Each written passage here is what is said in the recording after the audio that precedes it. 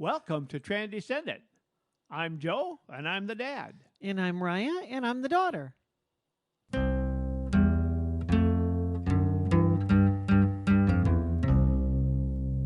We wanted to talk a little bit about education and LGBTQ plus issues in education. We thought, what better person to talk to than somebody that has recently gone through the whole education and is currently teaching children right now Junior high kid. and younger. Yes. We have my daughter, back by popular demand, Megan Jones. That's And me. my granddaughter, I might add. I guess that's how that works. I am a substitute teacher. I teach for a couple different school districts. I cannot speak as to high school, but I have worked now for the past year in 3 different middle schools and a couple different elementary schools. And that was by choice for you, that you decided that you were going to take a year and teach in multiple schools rather than taking one position. So you have a window into schools much wider than just one teacher that teaches in one context. Yeah, I would say so. I definitely, I did do my student teaching. That was about 5 to 6 months that I did in a middle school. Let's talk first here about your background in terms of your education. So you're coming out of the current education of how they're training teachers right now. Would you talk a little bit about LGBTQ issues or LGBTQ plus that are being taught in the classroom right now to train future teachers? Oh, for sure. There's a couple things. I definitely remember there's not enough. There's never enough. But a lot of our education classes, we had to take stuff on Native American culture, which I didn't get from anywhere else. All the professors were pretty open about that. And I'm not going to lie, I don't think we had too many. We didn't have like a specific class where we had to talk about how to handle situations that might come up in our classroom regarding LGBTQ plus kids and maybe behaviors of other kids around that, which is really unfortunate because, there's so much that you have to cover in the education system, but the things that they do cover, sometimes you're just like, why didn't you add like a couple things in there of that so that when it does come up in your classroom, you know how to handle it. But you did get some, though. You didn't have a specific class at all, but I imagine that it would come up in conversations from time to time, or yeah, a couple times where you have to take a reading block where you just take classes that teach you how to teach kids how to read, and then math block, and then science block. So I remember we were in reading block, and one of our teachers, our professors, was showing us different books that we can use that were like picture books that we could use as read alouds to really bring some more inclusion into our classrooms. Because a lot of the curriculum, I want to say bland is the right word, where there's not much diversity in some of the curriculum. Now, it depends on the school you go to. I'm curious because oftentimes when those kinds of things come up, we're getting dangerously close here to sort of the wider culture war and the way that our country is divided so strongly. And, many parents feeling like, I don't want teachers teaching these values to my kids. I want to be able to impart my own values. And I think for you, as we talked a little bit about last time, you've kind of straddled the divide between that two, having had both a conservative parent and now a more left-leaning parent, and gotten to experience some of that yourself. Do you have any thoughts on the place of a teacher? And so I think my opinion is not. I would like to think it's not that very controversial, and I've seen other teachers say that they say this exact same thing. We will maybe tell you what it is, right? Because I have met kids before who don't know what LGBTQ plus means, and I'll go through like a brief little snippet of what it means specifically, and then I've heard other teachers say they just leave it at that or whatever. I usually say, and you know what? Some people think that it is really wrong, and some people think that there's nothing wrong with it at all. And I said, that is not for me to tell you. That is for you to decide it, and you can ask your parents about it and what your parents believe. Um, but the biggest thing that you have to remember, this I always make sure I tell this. The thing you have to remember is that those are still people, regardless if you agree with them or not, and you need to treat them the way you would want to be treated, regardless. And I feel like that's a good way to handle it, because you're not telling them this is a good thing or this is a bad, like you're trying to keep it neutral, and you're trying to be like, well, regardless of how you feel, we're not going to go around spreading hate. We're still going to show people around us love and kindness. In preparation for this podcast, you and I spoke about it a little bit, and you told me that it's really quite prevalent in junior high, that the subject comes up a lot. That there's a lot going on there, even down into sixth grade and in those areas. And we were going to talk about that, and then also about how the staff treats the students. Yeah. Or how they're directed to treat the students. It depends on the junior high. Some middle schools, there's one that I go to that is in a smaller town, and their middle school, I have not seen.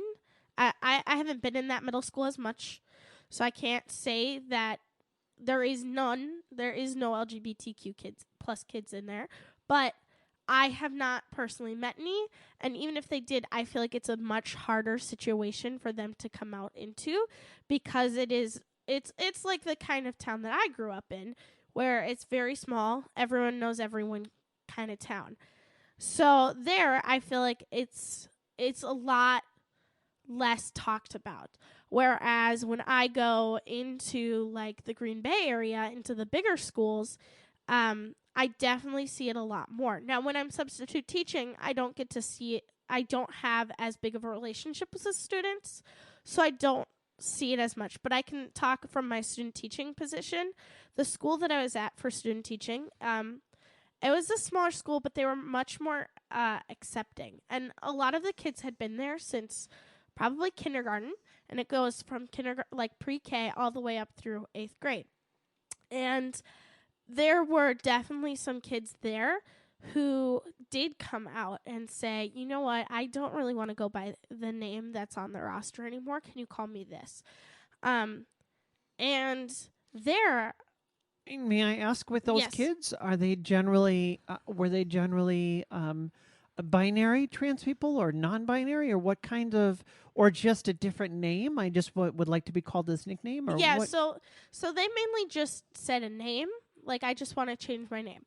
And there's a few instances where we had two kids who actually like started to fully transition. One was already fully transitioned, and the other one started while I was there. And this was how old? What grade? This would have been 7th grade. 7th grade. Yeah. So one of them, the parents knew about this one kid when I came in. The parents already knew. They were very supportive, from what I could tell. And they were doing really, really good, and they had a good support group and good friends. And I think the teachers there were all really great about, I think all the teachers there are really great about being supportive and trying to use the pronouns and the names that the kids have given them. So if a kid comes up and says, hey, I really don't want to go by this name, can you call me this name? They were really good about switching to that name. When we start talking about children transitioning is where a lot of people start to check out and say, well, that's, you had me right up until then. Whatever an adult does is fine with me, but a child transitioning makes me really nervous. How do you feel about that as a teacher? You talked a little bit about how when people have questions, how you answer that. How do you deal with a child who's transitioning? There's a couple things. I want my classroom to be a safe space for all students. So if a student comes up to me and says, I would like to be called by these other pronouns, I'm going to say, okay, I'm going to do that, because I want this to be a safe space for them. I know you talked about in a previous episode about how suicide rates for LGBTQ plus youth are quite a bit higher than for like any of the average youth, I guess. And I definitely think that's true. I think their mental health can definitely deteriorate a lot if they are not feeling supported or wanted. And if they don't have somewhere to go to, I mean, some of those kids I know couldn't go home and say, "Hey, Mom, I want you to call me this different name." So they could only really do it at school.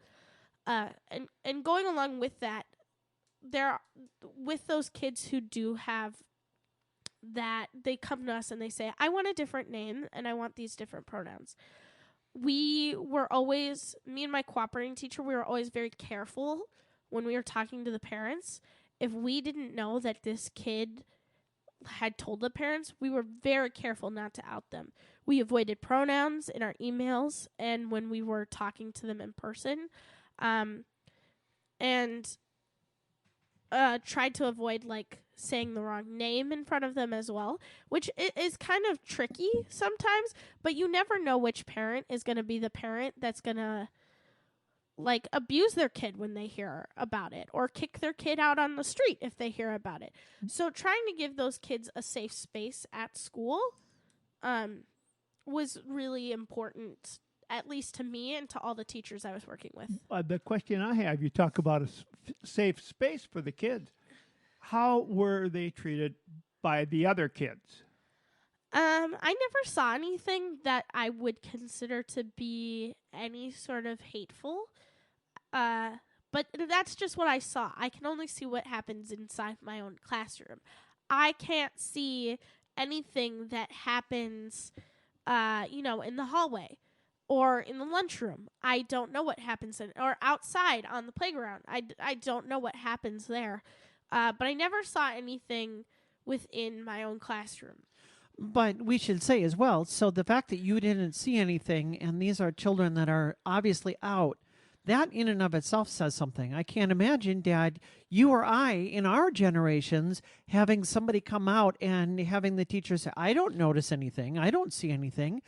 I am sure that in our generations, you absolutely as a teacher would have seen something. So I'm sure that there may still be things. I can't imagine that things are perfect.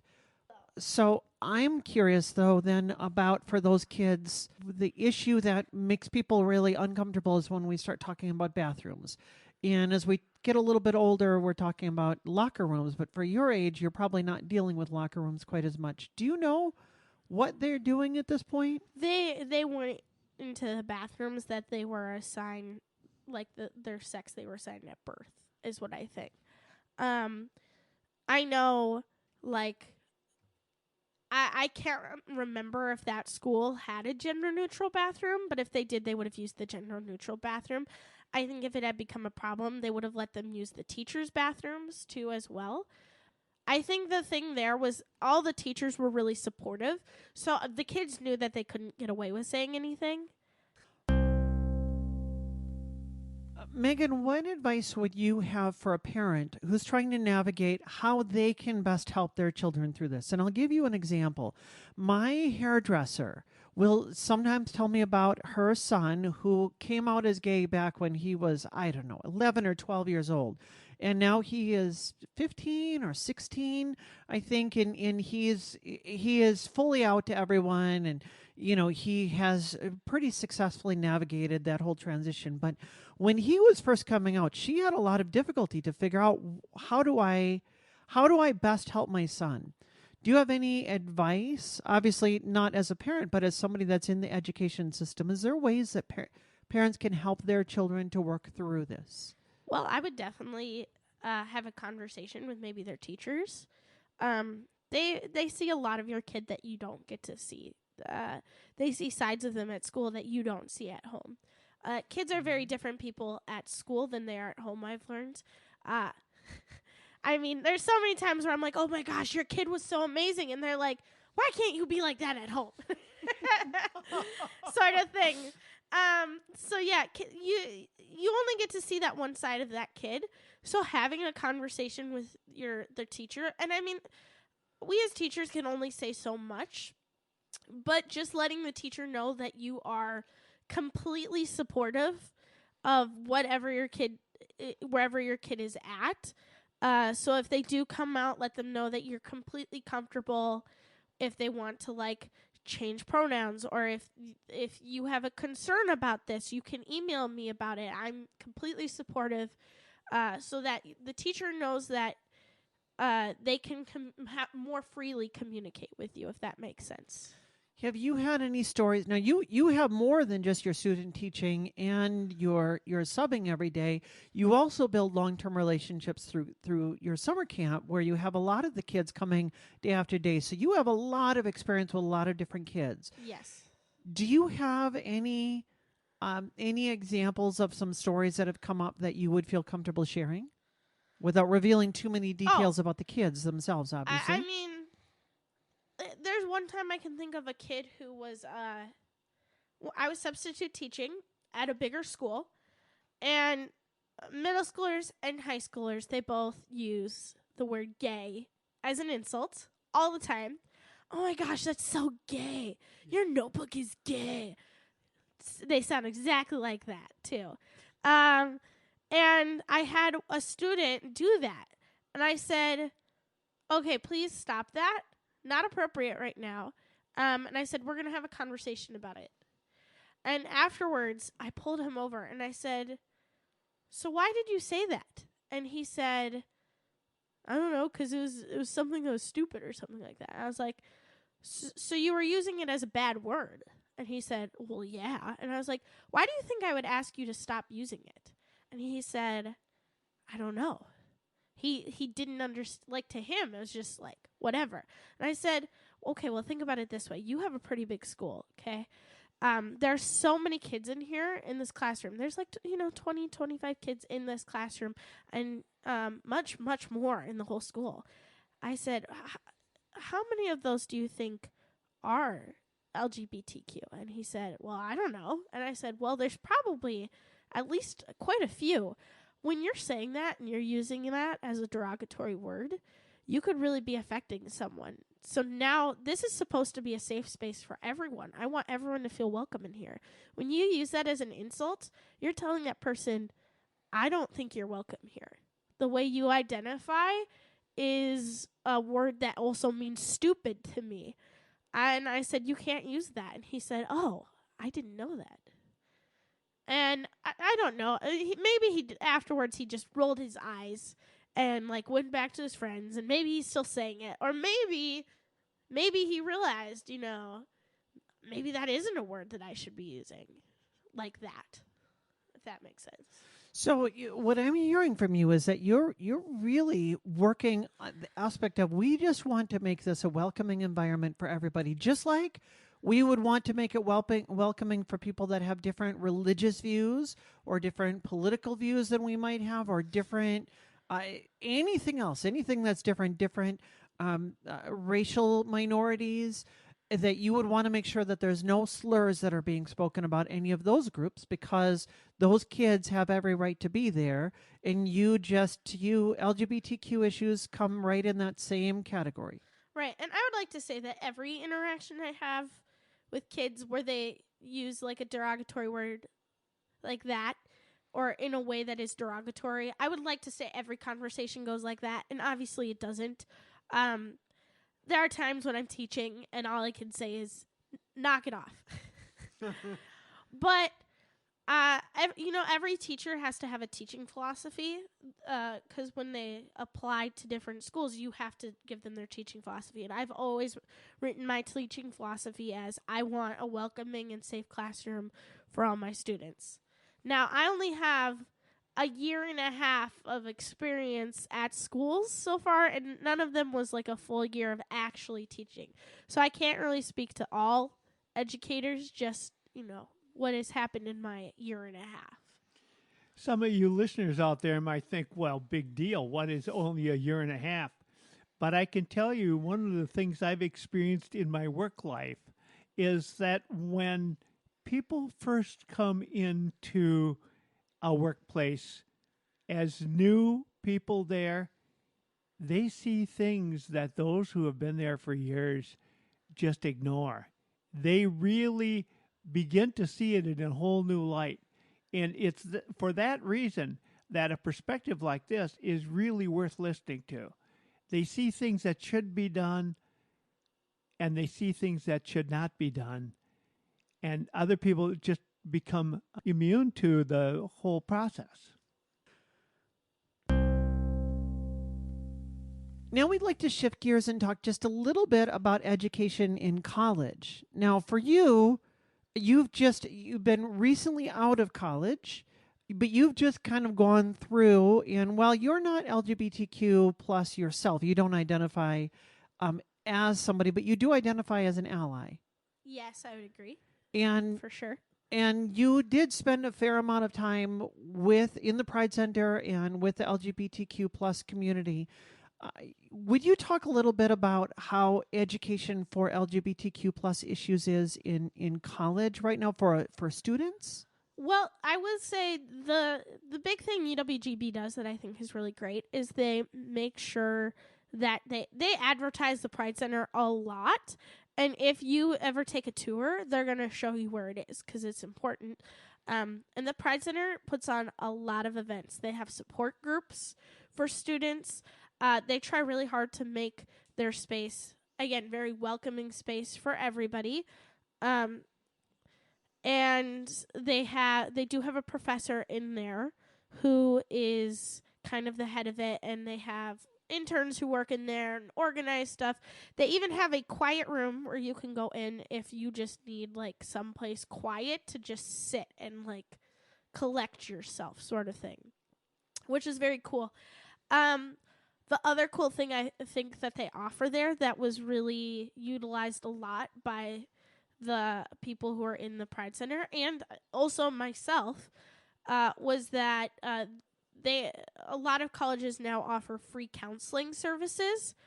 And I mean, mental health is a big problem with my generation just in general, but especially with LGBTQ plus college kids.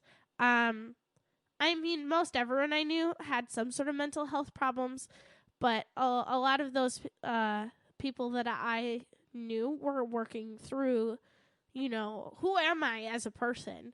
Or how do I deal with coming out to my family and stuff? So counseling, those support groups are really amazing.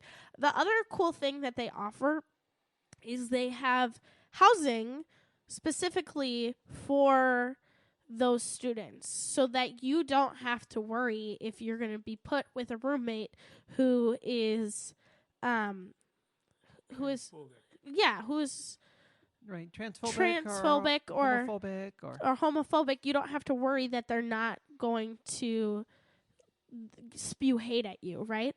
So you have they have very inclusive housing. Also, the good thing about that is if you do transition, and quite a few people there had, you don't have to worry about, oh, do I have to go into all female housing even though I present as a man now? Or the other way around. Like, you don't have to worry about that at all because they have this housing. And in this housing, the housing is really nice. I wanted to get in the housing just because the housing was really amazing. And it's like a full apartment, and you've got your own room, and there's like 2 bathrooms or 1 bathroom or something like that. And it's like a full apartment. Just another good indication that nobody can choose this, because here, if you could have chosen it, you would have wanted the better room. Right. No, they were like the nice apartments that were usually only reserved for juniors and seniors. But like my good friend who was who identified as LGBTQ got into the housing so that she could be somewhere that was more,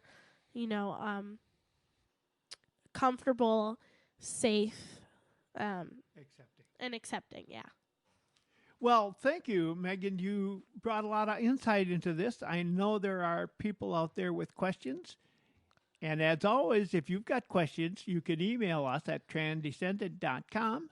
Try transcendent@gmail.com. Thank you. That's even better. Yeah. Try them both and see which one works. And wherever you get your podcasts, please do hit that subscribe button, whether you listen to your podcasts on iTunes or on Spotify or on what's the other big one? iTunes? you say iTunes that? and Spotify. And No. the one that I'm thinking of is I can't remember it. Pandora. Well, when you know what it is, email us at trendyscendant@gmail.com. and that'll help us to remember it. And yes, and subscribe there. That really does help out a lot. And we will talk to you next week.